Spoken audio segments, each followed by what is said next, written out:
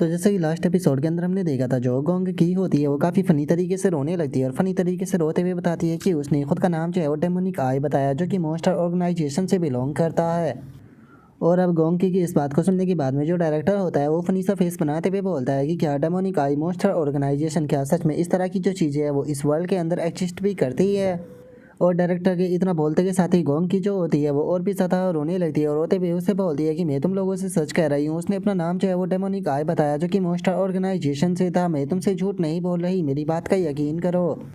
जो सुनते के साथ ही वहाँ पर खड़े हुए जो बंदे होते हैं वो भी इसके बारे में बातें करने लगते हैं। और एक बंदा बोलता है कि क्या डेमोनिक आई मॉन्स्टर ऑर्गेनाइजेशन से आखिर ये किस प्रकार की मार्शल आर्ट फोर्स है। जो सुनकर दूसरा बंदा जो होता है वो बोलता है कि इनके नाम को सुनकर ऐसा तो नहीं लगता कि ये किसी वैलिड ऑर्गेनाइजेशन से होके।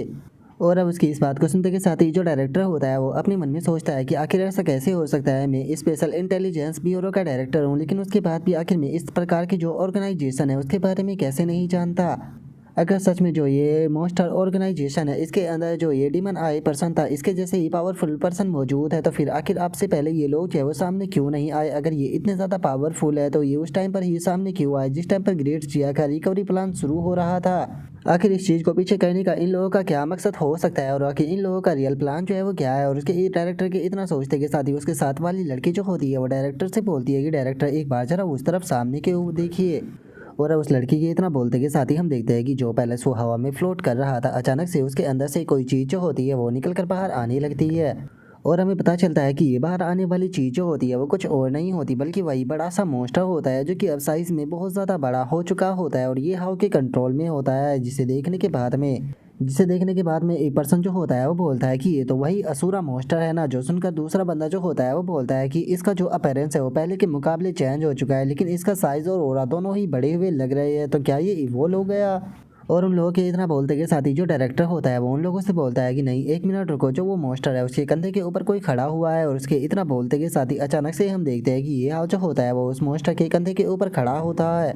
और अब ये हाव को देखते के साथ ही जो डायरेक्टर होता है वो और भी ज़्यादा हैरान जो है वो रह जाता है। हैरान होते हुए बोलता है कि ये तो वही डेमोनिक आए है, आखिर ये उस असुरा के पास में जो है वो क्यों खड़ा हुआ है, क्योंकि ये तो जो डेमोनिक बीस्ट थे उन सभी को हंट कर रहा था ना। और डायरेक्टर के इतना बोलते के साथ ही अचानक से हम देखते हैं कि ये हाव जो होता है वो उन लोगों की तरफ घूर कर देखता है, जिसका हम देखते हैं कि अचानक से उनकी जो स्क्रीन होती है वो पूरी तरह से ब्लर हो जाती है। जिसे देखने के बाद में एक बंदा जो होता है वो चिल्लाते हुए बताता है कि जो सर्वर सिग्नल थे वो पूरी तरह से कट ऑफ जो है वो हो चुके हैं। ऐसा लगता है कि किसी ने सील्ड मेथड का इस्तेमाल कर सिग्नल को रोका है, लेकिन अभी भी जो लाइव डिडक्टिव सिस्टम है वो पूरी तरह से काम कर रहा है। और हम लोग जो है वो इस चीज़ को देखकर बता सकते हैं कि डेमोनिक आय जो है वो असुरा को अपने साथ में लेकर हुडा से दूसरी तरफ जा रहा है। जो सुनते के साथ ही वहाँ पर डायरेक्टर के साथ में खड़ी हुई जो लड़की होती है वो डायरेक्टर को बताती है कि डायरेक्टर देखकर ऐसा लगता है कि शायद वो उस असुरा को लेकर यहाँ से जा रहा है। और अब उस लड़की के इतना बोलते के साथ ही जो डायरेक्टर होता है वो काफ़ी ज़्यादा उदास जो है वो होने लगता है। और उदास होते हुए बोलता है कि डेमिट, एक टाइम पर हमारा ग्रेट जिया नेशन जो है वो ब्लू स्टार के सबसे पावरफुल नेशन में से एक हुआ करता था, लेकिन ज़रा देखो तो इस टाइम पर हम लोगों की जो हालत है वो इतनी ज़्यादा बेकार हो चुकी है कि हम लोग जो है वो यहाँ से भागता हुआ जो एनिमी है उसे भी नहीं रोक सकते। हम लोगों के पास में इस टाइम पर इतनी भी पावर नहीं है कि हम जो लोग चाहे वो मॉन्स्टरों से फाइट कर सकें। हम लोग चाहे वो अपनी अब बस जो उम्मीद है वो इस मिस्टीरियस ऑर्गेनाइजेशन के ऊपर ही जो है वो रख सकते हैं कि शायद वही इस असुरा को रोक पाए। केवल आज में हमारे 4 सेशन चीफ जो है वो मारे गए इस बैटल के दौरान। इससे अलग पता नहीं कितने सारे इलाइट वॉरियर भी जो है वो मारे गए और मैं बस यहाँ पर केवल इस चीज़ों को खड़ा होकर ही देख सकता हूँ। सच में ये कितनी ज़्यादा शर्म की बात है। और अब इतना बोलते के साथ ही जो डायरेक्टर होता है वो बहुत ही ज़्यादा गुस्से में जो है वो आ जाता है और वो गुस्से में बोलता है कि 9 ग्रेट फैमिली जो थी हांडू की, उन्होंने यहाँ पर सामने आने के बजाय बस खुद की घरों में रहकर छुपना पसंद किया और खुद को प्रोटेक्ट करना पसंद किया। हम लोगों के यहाँ पर इस टाइम पर उनकी सबसे ज़्यादा ज़रूरत थी, लेकिन जिस टाइम पर उनकी सबसे ज़्यादा ज़रूरत थी वे लोग उसी टाइम पर साथ जो है वो नहीं दे पाए। ये मैटर जो है वो बिल्कुल भी इतनी आसानी से ख़त्म नहीं होने वाला। और अब डायरेक्टर के इतना बोलते के साथ ही हम देखते हैं कि चारों तरफ ये न्यूज़ जो है वो फैलने लगती है, जिसे देखकर एक बंदा जो होता है वो बोलता है कि डैम इट, मुझे तो यकीन नहीं हो रहा कि यहाँ पर जो मॉन्स्टर है उन्होंने हांडू के ऊपर भी अटैक कर दिया। जो सुनकर एक और बंदा जो होता है वो बोलता है कि अगर हांडू की बात की जाए तो वो हमारे ग्रेट सिया की कैपिटल है, जहाँ पर कि बहुत ज़्यादा पावरफुल एक्सपर्ट जो है वो मौजूद है, लेकिन उसके बाद भी मॉन्स्टर के अंदर इतनी हिम्मत आ गई कि वे डायरेक्ट कैपिटल के अंदर अटैक कर रहे हैं। और उनके इतना बोलते ही हम देखते हैं कि और भी काफ़ी सारी न्यूज़ें जो है वो आने लगती है, जो देखकर एक बंदा जो होता है वो चिल्लाते हुए बोलता है कि ये सारे के सारे फेक रूमर है, आखिर कौन इस तरह के फेक रूमर को फैला रहा है। जो सुनकर एक और बंदा जो होता है वो बोलता है कि मुझे उस बंदे के ऊपर बहुत गुस्सा आ रहा है जो कि ऐसे फेक रूमर को फैला रहा है, मैं उसे जान से मार दूंगा। जो सुनकर एक और बंदा जो होता है वो बोलता है कि मैंने सुना है कि जिस डेमोनिक बीस्ट ने हांडो के ऊपर अटैक किया था वो सीक्रेट रियलम का जो एम्परर है उसका डायरेक्ट सबऑर्डिनेट है। जो सुनकर एक और बंदा जो होता है वो बोलता है कि इस टाइम पर हमारी ग्रेट जिया जो है वो यहाँ पर जो लॉस्ट हो चुकी टेरिटरी है उन्हें वापस से प्राप्त कर रही है। ऐसा लगता है कि ये लोग इस तरह की न्यूज़ को फैलाकर हमारे ध्यान को भटकाना चाहते हैं। जो सुनकर एक और बंदा जो होता है वो भी बोलता है कि तुम्हें इस प्रकार के जो रूमर है उनके ऊपर ध्यान जो है वो नहीं देना चाहिए, जल्दी ही जो सच्चाई है वो अपने आप ही सामने जो है वो खुद आ जाएगी। और उन लोगों के इतना बोलते के साथ ही हमारा व्यू जो होता है वो डामिंग के ऊपर आ जाता है, जिसके पास में एक लड़की जो होती है वो आते हुए बोलती है कि प्रेसिडेंट पक्का ये न्यूज जो है वो फेक होगी, आखिर ऐसा कैसे हो सकता है कि हांडू के ऊपर मॉन्स्टर अटैक कर दे। जो सुनते के साथ ही जो डामिंग होता है वो उस लड़की से बोलता है कि नहीं, ये इन्फॉर्मेशन जो है वो पूरी तरह से सही है क्योंकि मुझे अंदर से इन्फॉर्मेशन मिली है। और केवल इतना ही नहीं, हांडो के अंदर जो 3 मार्शल आर्ट एसोसिएशन है उन तीनों के प्रेसिडेंट और fourth great Asia sparrow session के जो सभी चीफ थे वे सारे के सारे ग्रैंड मास्टर जो है वो मारे जा चुके हैं। और केवल इतना ही नहीं, मैंने सुना है कि यहाँ पर जो जिया ड्रैगन स्पैरो है उसने यहाँ पर एक स्पेशल कॉम्बैट फोर्स जो है वो बनाई थी, जिसे कि उन्होंने यहाँ पर खतरे के दौरान एक्टिवेट कर दिया था, लेकिन उनमें से भी केवल एक ही पर्सन जो है वो सर्वाइव कर पाया। जो सुनते के साथ ही वो लड़की काफ़ी ज़्यादा हैरान रह जाती है और हैरान होते हुए बोलती है कि लेकिन हमारे पास में तो नेशनल प्रोटेक्शन ग्रैंड मास्टर है, आखिर उनका क्या हुआ। जो सुनकर डामिंग जो होता है वो बोलता है कि प्रिंसिपल सी और अगर चीफ किंग लोंग की बात की जाए तो मानता हूँ कि इस टाइम पर वो ग्रेट सिया के बॉर्डर पर है, लेकिन उसके बाद भी उन्हें जो हांडो है वहाँ पर पहुँचने में केवल कुछ ही मिनटों का टाइम लगता। लेकिन अगर वे दोनों भी किसी कारण से नहीं आ पाए तो हमें नहीं भूलना चाहिए कि हमारे पास में मिस्टर फू होंगे जो कि एक नेशनल प्रोटेक्शन लेवल पर है, लेकिन उसके बाद में भी वे आखिर क्यों नहीं पहुँचे। जो सुनते के साथ ही जो वो लड़की होती है वो हैरान होते हुए बोलती है कि क्या आप कहना चाहते हो कि वहाँ पर कोई भी टॉप लेवल का एक्सपर्ट जो है वो नहीं आया। जो सुनकर डामिंग जो होता है वो उस लड़की से बोलता है कि यहाँ पर तुमने बिल्कुल सही कहा, वहाँ पर कोई भी सिंगल एक्सपर्ट जो है वो नहीं आया और हम उनके किसी के भी साथ में कांटेक्ट जो है वो नहीं कर पा रहे हैं। तुम कह सकती हो कि ये अटैक जो है वो इतना ज़्यादा बड़ा था कि इसके कारण यहाँ पर जो ग्रेट है वो अपनी 12 से भी ज़्यादा सिटी जो है उन्हें खो चुका है। सच में यहाँ पर मुझे ऐसा लगता है कि एक बहुत बड़ा चैन जो है वो आने वाला है। और अब डामिंग के इतना बोलते के साथ ही हमारा व्यू जो होता है वो ग्रेट एशिया का जो लोहली आइसलैंड होता है उसके ऊपर जो है वो आ जाता है।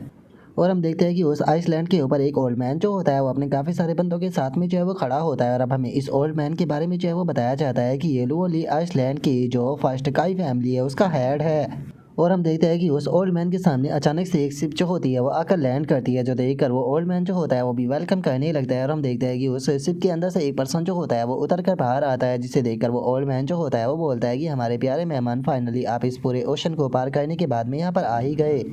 जो सुनते के साथ ही वो दूसरा बंदा जो होता है वो उस ओल्ड मैन के साथ में हाथ मिला लेता है और जो ओल्ड मैन होता है वो बोलता है कि देखा जाए तो हम दोनों के ही नेशन के बीच में काफ़ी बड़ी प्रॉब्लम ही जो है वो होती रहती है, लेकिन उसके बाद भी हम लोग बिजनेस तो कर ही सकते हैं। और इतना बोलकर वो ओल्ड मैन जो है वो काफ़ी ज़्यादा सीरियस हो जाता है और सीरियस होते हुए बोलता है कि और उस टाइम पर ये बिजनेस और भी ज़्यादा ज़रूरी हो जाता है जिस टाइम पर चीज़ें इतनी ज़्यादा बड़ी हो। जो सुनते के साथ ही वो दूसरा बंदा जो होता है वो उस ओल्ड मैन से बोलता है कि बेफालतू की बातें करना बंद करो, चलो सीधे मेन पॉइंट पर आते हैं। यहाँ पर जो इंटेलिजेंस है वो पूरी तरह से सही है। इस टाइम पर जो ग्रेट सिया है उसके पास में केवल 2 ही नेशनल प्रोटेक्टिंग ग्रैंड मास्टर जो है वो रह गए हैं और जो नेशनल गार्डियन लेवल के मार्शल आर्टिस्ट है वो उनके साथ में भी कॉन्टैक्ट जो है वो नहीं कर पा रहे। तो इस टाइम पर हमारा जो नॉर्थ भारत है उसके पास में ये सही एक्शन लेने का टाइम है।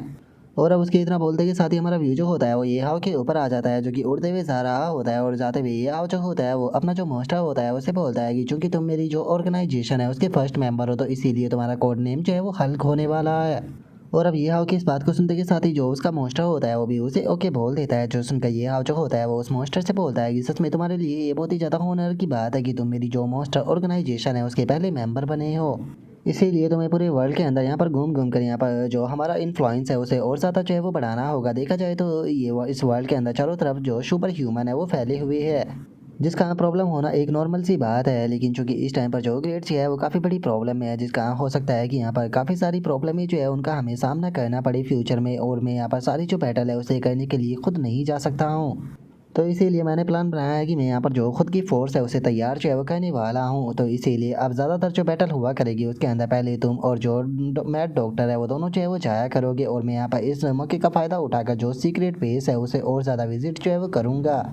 और अब इतना बोलकर ये हाउ जो होता है वो अपनी पावर का इस्तेमाल जो है वो करने लगता है और अपनी एबिलिटी का इस्तेमाल करते हुए बोलता है कि अरे मैं तो इस बारे में भूल ही गया था कि मैं इस तरह से ओपनली तुम्हारे साथ में जो है वो नहीं घूम सकता हूँ उस टाइम पर जिस टाइम पर तुमने यहाँ पर जो वर्ल्ड है उसके ऊपर इस तरह से अटैक जो है वो किया था।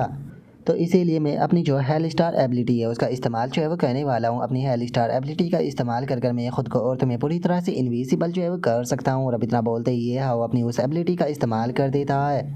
जिसके बाद में अब हमारा व्यू जो होता है वो एक दूसरी जगह जो होती है वहाँ पर आ जाता है, जहाँ पर कि हम देखते हैं कि वो जगह काफ़ी ज़्यादा खूबसूरत होती है। और हम देखते हैं कि ये हाव जो होता है वो उस जगह पर आ चुका होता है। और वहाँ के पेड़ों को देखने के बाद में ये हाव जो होता है वो बोलता है कि ये पेड़ तो देखने में काफ़ी ज़्यादा अजीब से है। और ये हाव के इतना बोलते के साथ ही हम देखते हैं कि ये हाव जो होता है वो एक पेड़ के सामने जो है वो खड़ा हुआ होता है। और हम देखते हैं कि सच में वो पेड़ काफ़ी ज़्यादा ही अजीब होता है।